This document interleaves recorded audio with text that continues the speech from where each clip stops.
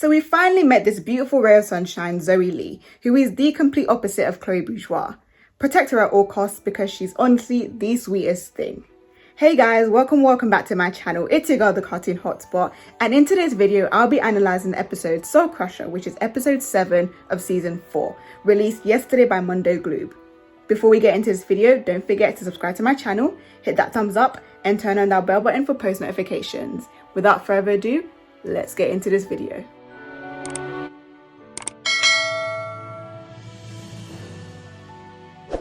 The episode begins with Zoe, who had just arrived in Paris from New York, and she asked the cab driver to stop at the bakery because she'd always wanted to go to a Paris bakery. There she bumps into Marinette, or rather, Marinette bumps into her, and the two of them immediately become friends. I love how open Marinette is in meeting new people and making them feel welcome.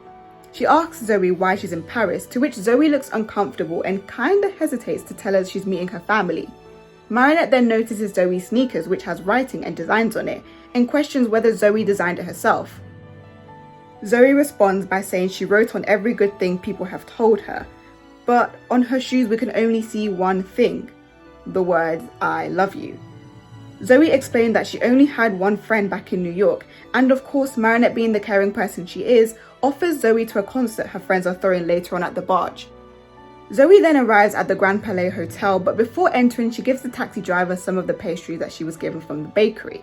Later on in this video, I'll talk about how Zoe and Chloe mirror each other. But in short, Zoe actually treats everyone with kindness, as we see when she gives the driver something to give to her children. Chloe would never do that, as she sees everyone below her rather than her equals.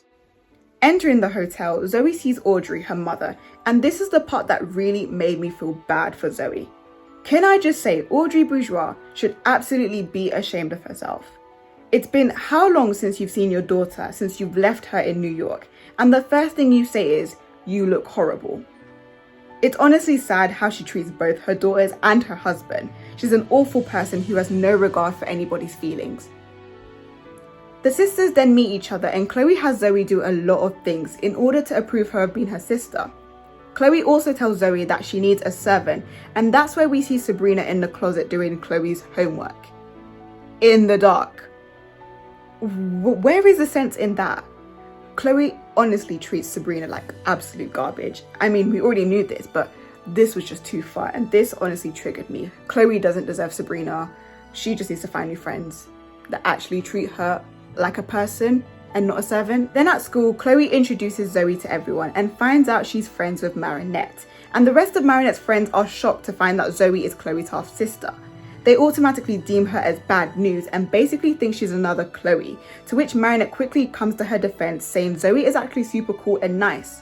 Chloe then pressures Zoe into being horrible to Marinette and saying really hurtful things, but what I love about this scene the most is how calm and collected Marinette looked. If anything, she didn't look surprised, and instead of hating on Zoe, she seeks to try and talk to her because she obviously knows Chloe has something to do with Zoe being so horrible. After school, Chloe forces Zoe to change her shoes to a pair of heels, and at this point Zoe is so fed up with the way Chloe is treating her, but more importantly with the false narrative she's living under.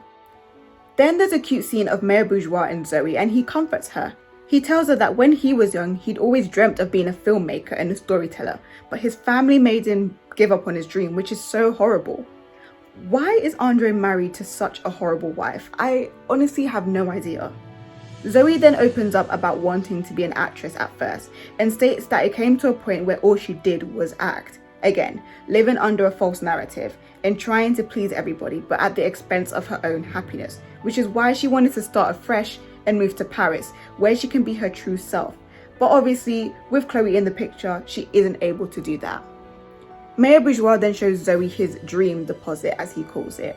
Now pay attention to what's inside this vault thingy. There's like a booklet, or whatever you want to call it, with Emily Agreste on it, with the script of the movie she starred in. But what's that other booklet, and who exactly is that person? Now straight away I thought of Kagami's mother, which is a little suspicious because, you know, I've been getting sus vibes from her.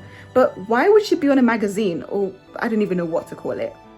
If you guys have any theories, please feel free to comment them down below and I'll be sure to respond, because I sure have no idea what to think of this. Zoe then takes off her sneakers, puts on her heels that Chloe gave her, and gets akumatized into Soul Crusher. Her akumatized form is quite interesting. At first, when the trailers were released, we all thought this was Chloe, but it is in fact Zoe. I think this is to symbolize how her identity as Zoe has been erased and she'll always be under Chloe's shadow, never being able to be her own person, which is why she looks awfully similar to Chloe. Chloe escapes and makes her way to the Dupancheng bakery, sacrificing Marinette's parents and Marinette. But instead of crushing Marinette with her powers, Soul Crusher simply just holds her hostage, I guess? Tiki urges Kalki to get Cat Noir by creating a voyage. Marinette tries to talk to Zoe, or better yet Soul Crusher, and Cat Noir soon joins the party.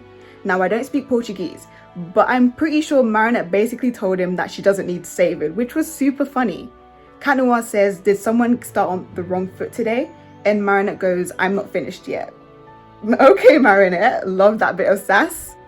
Unfortunately, we didn't get a cute Marishat scene, so once again Marishat Nation got clowned, but by now we're all used to it, so is it anything new? Check on your Marishat friends though, they're not doing so good. Anyways, the battle is pretty boring. Ladybug finds the Akuma, de-evilizes it and saves the day. Zoe turns up at the barge and explains to the class that she was bullied back in New York and was pretending to be another person to be accepted. And then Ivan hugs her, which, okay, cute I guess. I just didn't expect Ivan to do it, but fair enough. The class accepts her and it seems Zoe is going to be just fine. Back at the hotel, Chloe demands that Zoe moves back to New York, but Andre quickly swoops in and says Zoe will be staying for a few months or so.